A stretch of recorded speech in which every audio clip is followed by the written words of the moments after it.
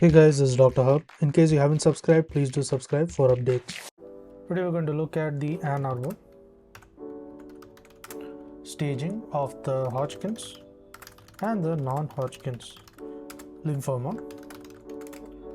So to begin with, it has 4 stagings. The number one is when there's involvement of single lymph node region or the single extra lymphatic organ of the site. So single lymph node region and also the single extra lymphatic organ of the site. The second one will be the involvement of 2 or more lymph node regions on the same side of the diaphragm alone. So 2 or more same side of the diaphragm. Next is the localized involvement of an extra lymphatic organ or the site. Now moving on to the third variety. So here in the third part, there is involvement of the lymph node regions on both the sides of the diaphragm.